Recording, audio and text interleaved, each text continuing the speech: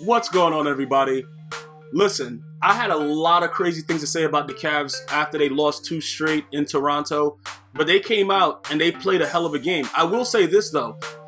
I have to give LeBron James a lot of credit. Number one, people like me, I want to see him do more, but I understand what LeBron is, and I appreciate his greatness. LeBron James is a pass-first player. He's an assist man. He's the best forward passer I've ever seen, and I think probably the best forward that's been a passer in NBA history. That's what he is. And I respect his gangster for coming out, despite what the critics were saying, like myself, that he has to score more and all this other crap. All he did was get his team involved throughout the beginning of the game and up until the end. He wasn't worried about scoring because that's never been his mindset.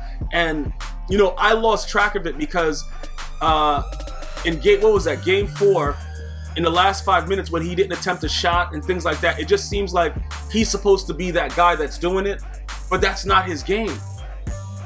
Everywhere he's been successful.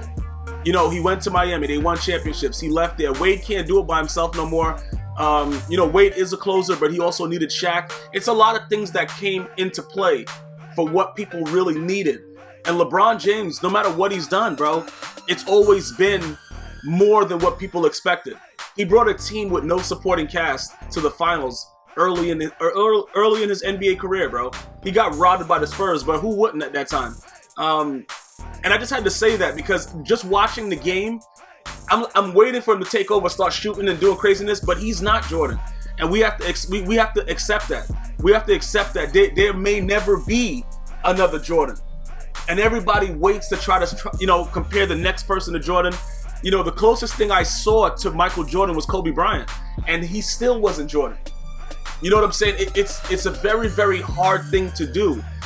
At the end of the day, LeBron is a great, great player. Regardless if you're a Cavs fan, whatever. If you're a fan of the NBA, you have to appreciate his greatness. And he goes out there and he does what he's going to do. He don't give a F, bro. He's not a scorer first. He's a pass first guy.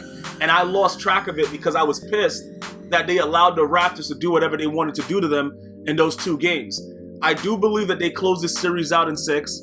I do believe that, Toronto gets a lot of credit for making this run. Regardless of the situation, the Cavaliers had a lot of pressure on them.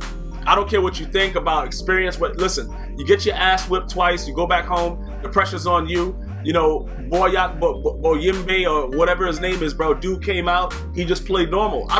Is it really that big of a deal with home field, home court advantage, bro? Like, they look like an entirely different team. Lowry was back to being a bum.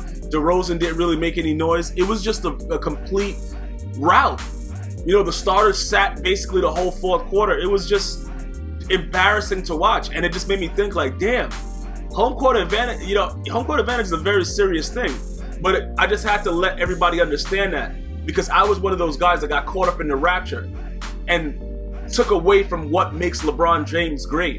LeBron James is great because he's a pass-first guy, and that's what he continued to do. And I just had to accept it. Look, the guy is not going to come out there and be Michael Jordan and put up 80 and do crazy shit and just ball hog and whatever. He's going to pass first, and that has to be appreciated. We have to take a step back and realize that. Let me know what you guys are thinking. Until next time, one love.